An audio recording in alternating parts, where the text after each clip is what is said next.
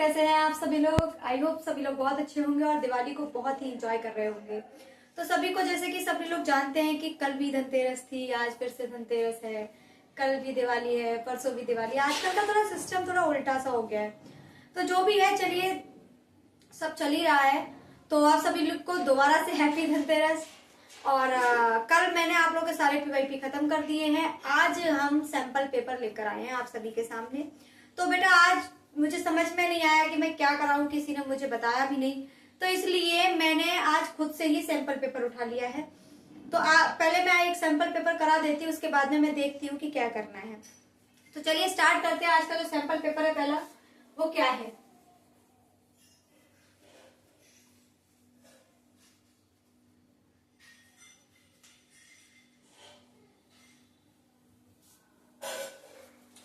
तो sample paper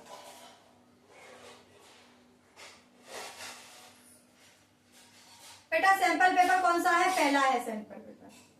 तो चलिए बेटा देखते हैं। पहले सैंपल पेपर में पहला क्वेश्चन दे रखा है बेटा। अब मैं आप लोगों को कोई एक्सप्लेनेशन नहीं दूंगी, क्वेश्चन कराऊंगी और आंसर। सबसे पहले तो आप लोग खुद से करके देखिए। पहला क्वेश्चन है, टेन बराबर है 4/3, तो सेके का मान ज्ञात कीजिए। बेटा अब पेपर चल रहा है तो आप लोग खुद से सॉल्व कीजिए। इस तरीके के क्वेश्चन मैं कई करा चुकी हूँ। आई होप ये क्वेश्चन आप लोगों को आ जाना चाहिए। तो कैसे करना है बेटा हम लोगों को, सबसे पहले इसमें हम क्या बनाएंगे बेटा, हम बना लेंगे इसमें एक ट्राइंगल। बेटा लंब बट्टे आधार, लाल बट्टे कक्का होता है। लंब बट्टे आधार, लंब कितना है 4, आधार कितना है 3। तो बेटा 4 का स्क्वायर प्लस 3 का स्क्वायर बराबर हमें निकालना है एक्स स्क्वायर। 16 प्लस 9 बराबर एक्स स्क्वायर। बेटा कितना है 25 बराबर है एक्स स्क्वायर।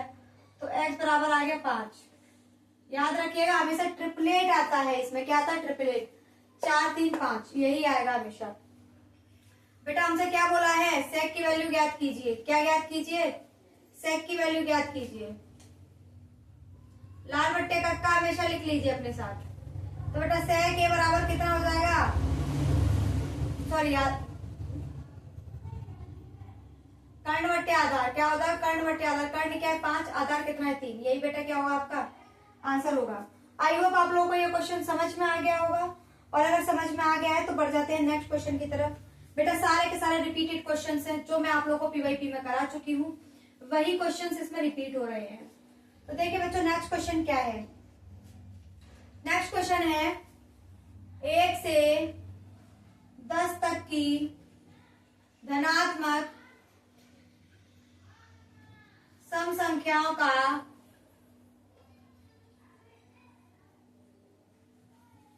समांतर माध्य होगा। तो बेटा कैसे करते थे, समांतर माध्य कैसे निकालते थे। तो बेटा निकालते थे कि टोटल संख्या बट्टे टोटल योग, यानी कि टोटल योग बट्टे संख्या का योग। बेटा संख्या, टोटल संख्या। तो बेटा 1 से 10 तक की संख्याओं को, सम संख्याओं को निकाला तो 2 4 6 8। बीच में कितना आएगा बेटा 1 2 3 4 5। कितने हो गए बेटा 10 10 20 और 10 30, 30/5। बेटा डिवाइड दीजिए, 5 6 30। बेटा कितना आएगा 6। यही क्या होगा इसका आंसर होगा। आई होप समझ में आ गया होगा। कोई भी बहुत ज्यादा बड़ा नहीं है। ये क्वेश्चन मैं अब तक 3री बार करा चुकी हूँ, यानी कि 3 बार तो ये क्वेश्चन हमारी आंखों के सामने से निकल चुका है। देखिए बेटा दूसरा क्वेश्चन क्या है। स्पीड ऐसी ही रहेगी बेटा अब, क्योंकि ये सब कुछ पहले से ही आता है, ऐसा कुछ है नहीं जो मैं नया बता रही हूँ। नेक्स्ट क्वेश्चन है बेटा, एक मीनार की ऊंचाई 20 मीटर है।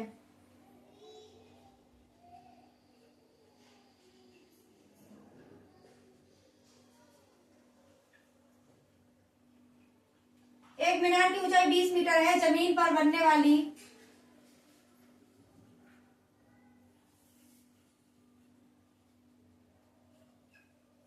इसकी छाया की लंबाई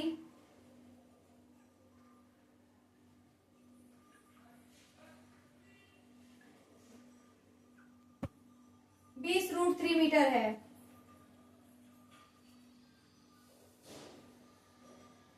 सूर्य का उन्नयन कोण ज्ञात कीजिए।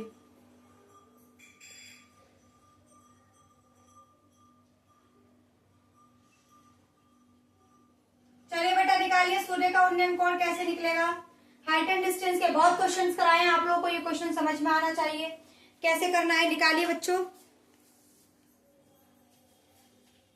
तो देखिए एक मीनार की ऊंचाई 20 मीटर है। मान लीजिए ये कोई मीनार है जिसकी ऊंचाई बेटा कितनी दे रखी है 20 मीटर। उसने बोला है कि इसकी जो छाया है जो बन रही है वो बेटा 20√3 है। हमसे बेटा थीटा पूछ लिया है। क्या पूछ लिया है? थीटा पूछ लिया है। तो कैसे सॉल्व करेंगे?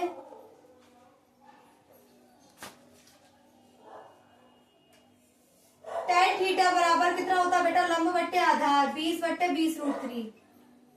20 से 20 कैंसिल, 1/√3 बचा बेटा। 1/√3 tan थीटा में कितने की वैल्यू होती है? tan 30 की। tan से tan कैंसिल, थीटा बराबर कितना आ गया? 30 डिग्री। यानी कि जो एंगल बनेगा वो कितना बनेगा? 30 डिग्री का बनेगा। आई होप आप लोगों को क्वेश्चन समझ में आ गया होगा। अगर आ गया है तो उतार लीजिए और नेक्स्ट क्वेश्चन की तरफ बढ़ जाते हैं।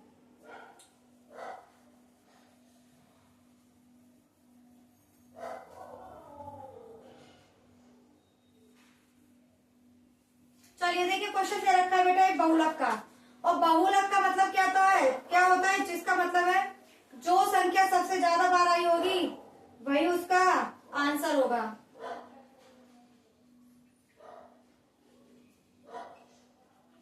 बहुलक बताइए।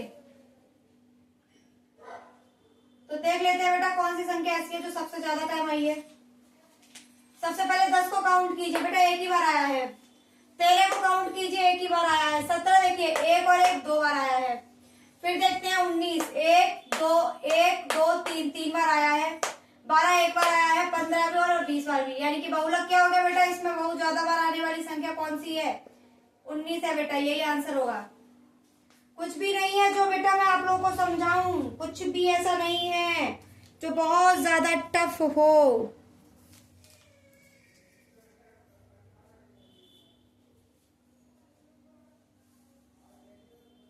अगर ये हो गया है तो बेटा आइए नेक्स्ट क्वेश्चन की तरफ बढ़ते हैं।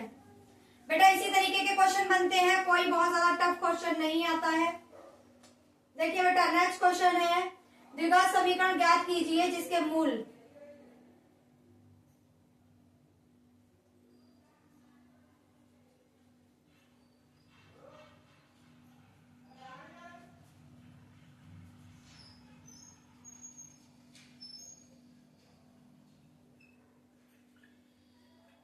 दे रखे बेटा 3 और 1/3 हैं। तो बेटा द्विघात समीकरण का बनाने का फॉर्मूला मैं आप लोगों को एक बार लिखवा चुकी हूँ, एक बार फिर से बता देती हूँ और आप लोगों को आई होप समझ में आ जाना चाहिए। तो फॉर्मूला होता है बेटा द्विघात समीकरण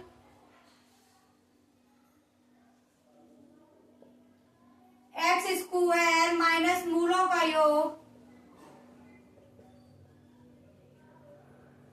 इंटू x प्लस मूलों का गुणनफल। उसने बोला है कि हमें मूल गिवन है, हमें ये बनाना है। तो पहले बेटा मूल गिवन है उससे अल्फा प्लस बीटा का वैल्यू निकालते हैं। तो 3 + 1/3 बेटा कितना हो गया? 3 3 का 9 और 1 10/3 कितना हो गया बेटा? 10/3। और गुणनफल और निकाल लेते हैं 3 × 1/3। 3 से 3 कैंसिल हो गया, क्या आ गया? 1। अब हमें क्या करना है बेटा? इसमें पुट कर देना है। x² को वैसे का वैसे यहाँ लिख लीजिए द्विघात समीकरण।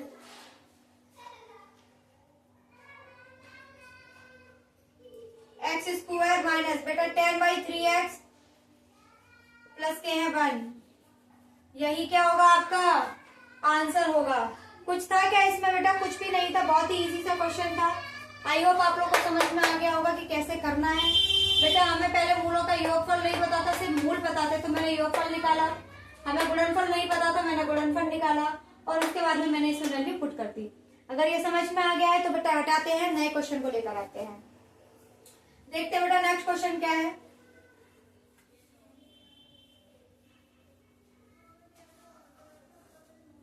नेक्स्ट क्वेश्चन है, एक आयताकार बाग का अर्ध परिमाप 36 है।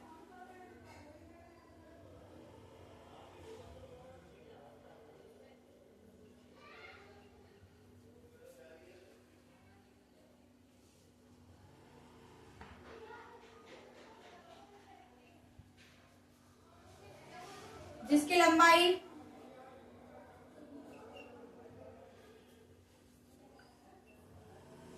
चौड़ाई से 4 मीटर अधिक है।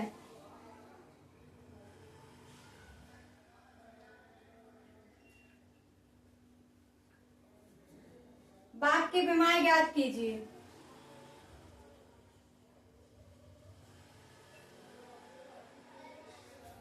हमसे क्या पूछ रहा है बेटा, बाघ की लंबाई और चौड़ाई बताइए। तो देखिए बच्चों, ये क्वेश्चन पहली बार करा रही हूँ, उसी के अकॉर्डिंग कराऊंगी। सबसे पहले बेटा उसने बोला एक आयताकार बाघ है।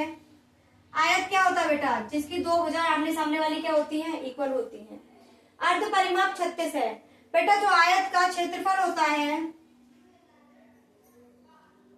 वो होता है लेंथ इनटू ब्रेथ, और जो इसका परिमाप होता है वो होता है 2a + b। ठीक है, ये इसका परिमाप होता है, ये इसका एरिया होता है। तो बेटा हमें परिमाप कितना गिवन है, 36, लेकिन कौन सा, अर्ध परिमाप। अब ये दुगना है तो इसका अर्ध परिमाप कितना हो जाएगा बेटा, 2 का डिवाइड लगा दो, 2 से 2 कैंसिल, तो 36 बराबर कितना आ गया, a + b। तो इसे इक्वेशन 1 मान लेते हैं। अच्छा देखते हैं नेक्स्ट क्या दे रखा है, जिसकी लंबाई चौड़ाई से 4 मीटर अधिक है। मान लो मैंने जिसकी लंबाई चौड़ाई से, तो मान लो इसकी चौड़ाई मैंने x मान ली, तो इसकी लंबाई क्या होगी बेटा, चौड़ाई से 4 मीटर अधिक है। तो माना चौड़ाई x है तो लंबाई x + 4 होगी। बेटा उसने कहा है बाघ की विमाएं ज्ञात कीजिए। बेटा लंबाई a है और चौड़ाई b है, पुट कर देते हैं। तो इक्वेशन 1 में रखने पर ये a है बेटा और ये b है, लगा दीजिए 36 बराबर x + 4। बेटा 36 माइनस के 4 और x 2x हो गया। 36 में से 4 काटोगे तो बेटा 32 बचेंगे, 2x। तो x बराबर कितना आ गया बेटा, 16। यानी कि जो हमारी चौड़ाई है वो कितनी है, 16 है। सॉरी हाँ, चौड़ाई 16 है तो लंबाई कितनी हो जाएगी, x + 4, यानी कि 16 + 4 बराबर 20। तो बेटा हमारी लंबाई कितनी हो गई, लंबाई हमारी 20 है और चौड़ाई हमारी कितनी है, 16 है। बेटा इसी तरह से ये क्वेश्चन होगा। आई होप आप लोगों को समझ में आना चाहिए कि ये क्वेश्चन कैसे कराया है मैंने। अगर समझ में आ गया है तो प्लीज उतार लीजिए और बढ़ जाते हैं नेक्स्ट क्वेश्चन की तरफ। नेक्स्ट क्वेश्चन क्या कहता है हमसे, हटा दें क्या बेटा इसको, आप लोग कहेंगे तो हटा देंगे, वरना इंतजार करते हैं आप जब तक नहीं कहते तब तक।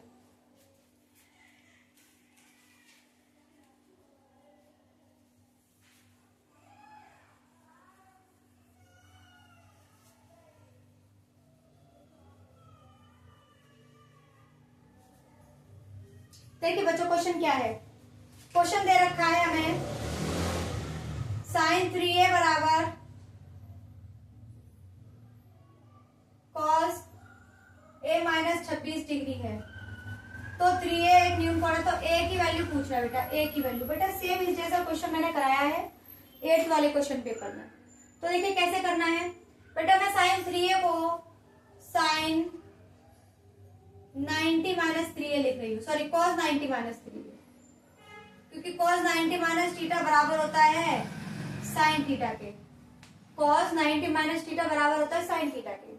मैंने लिख लिया बेटा, देखिए cos से cos कैंसिल हो गया, 90 - 3a बराबर हो जाएगा a - के 26। मैं क्या करूंगी बेटा, 26 को इधर ले आऊंगी और 3a को उधर ले जाऊंगी। तो 90 प्लस के हैं 26 बराबर हो जाएगा 3a प्लस का है 1। कितना हो गया बेटा, 6, 9 और 2 11, 3 और 1 4, 4a आ गया। a की वैल्यू निकाल लेंगे बेटा, 116/4 निकालिए बेटा, 4 एकम 4, 4 दूनी 8, ठीक है, 4 दूनी 8 और 4 नीम 36, बेटा 29 बार चला गया। यही क्या होगा बेटा, आपका आंसर होगा। ये क्वेश्चन बिल्कुल टफ नहीं था, बहुत ही इजी सा क्वेश्चन था। आप लोगों को आई होप समझ में आ गया होगा कि मैंने क्या कराने की कोशिश करी है। अगर ये क्वेश्चन समझ में आ गया है तो चलिए बेटा एक क्वेश्चन और करेंगे और आज का लास्ट क्वेश्चन होगा ये। इसके बाद में हम लोग कल बात करते हैं इस टॉपिक पर। चलिए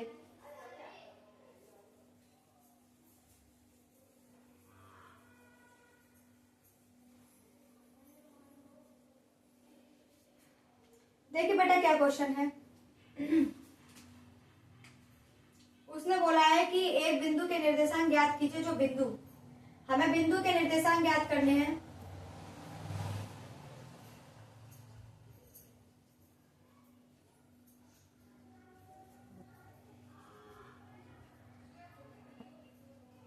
जो बिंदु -1,7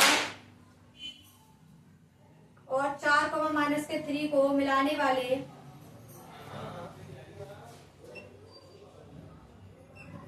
रेखाखंड को 2:3 के अनुपात में विभाजित करता है।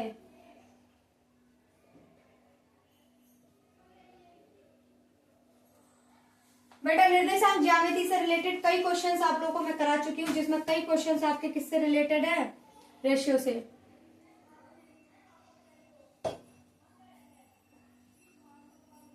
तो बेटा रेशियो वाले क्वेश्चंस कैसे करने होते हैं मैं आपको बता चुकी हूँ, एक बार फॉर्मूला फिर लिखवा देती हूँ। तो x1 m2 plus m2 m1 x2 बट्टे m1 plus m2 comma y1 m2 plus y2 m1 बट्टे m1 प्लस m2। बेटा हमें यही निकालना है। तो बेटा हमारे पास सब कुछ गिवन है, ये बेटा x1 है, ये y1 है, ये x2 है, ये y2 है और ये m1 है और ये m2 लिख लेते हैं। x1 y1 m1 m2 x2 y2 लगा लेते हैं बेटा। x1 कितना बेटा -4 और m2 कितना बेटा 3 प्लस m1 कितना है 2 और x2 कितना है 4 बट्टे m1 plus m2 2 plus 3 comma y1 कितना है बेटा 7, m2 कितना है 3, y2 कितना है बेटा -3 और m1 कितना है 2 बट्टे m1 प्लस m2 2 प्लस 3। ये आ गया बेटा, सॉल्व कीजिए। -3 प्लस 4 दूनी 8 बट्टे 5 कॉमा 7 के 21 -6 बट्टे 5। सॉल्व कीजिए, 8 में से 3 काटोगे तो 5 बचेगा, 5 बट्टे 5 कॉमा 21 में से 5 काटोगे 6 काटोगे तो 15 बचेगा। कितना आ गया बेटा, 5 से 5 कैंसिल हो गया, 5 3 15। तो बेटा कितना बचा 1,3। यही क्या होगा बेटा हमारा आंसर होगा। तो हमारा जो रेशियो से अनुपात निकल कर आया 1:3 के अनुपात 1,3 हमारा जो निकल कर आया वो पॉइंट निकल आया, रेखाखंड की वो लाइन निकल कर आई जहां पर ये दोनों पॉइंटों को इस रेशियो में विभाजित करता है। पूछा क्या है हमसे कहा गया ये रेखाखंड है, यहाँ पर कोई बिंदु दे रखा है जिसको हमें पता नहीं है, उसने m1 और m2 के रेशियो में 2 पार्ट इस रेखाखंड को डिवाइड किया है। तो हमें इस पॉइंट को बताइए कि ये पॉइंट क्या था। तो हमने ये पॉइंट निकालते हैं, ये 1,3 था। तो बेटा आज हम क्लास को यहीं पर समाप्त करते हैं, आप लोगों से विदा लेना चाहेंगे। आप सभी को बहुत बहुत हैप्पी, बहुत बहुत दिवाली की शुभकामनाएं। अपनी दिवाली को बहुत अच्छे से मनाइए, पढ़ते रहिए, पढ़ाई छोड़नी नहीं है, तैयारी में लगातार जुड़े रहिए और अपनी तैयारी को बेहतर से बेहतर बनाइए, जिससे कि आप लोग को पेपर देते वक्त समस्या ना हो, आप लोगों को ये ना लगे कि हम लोगों ने दिवाली पर बहुत टाइम वेस्ट कर दिया था।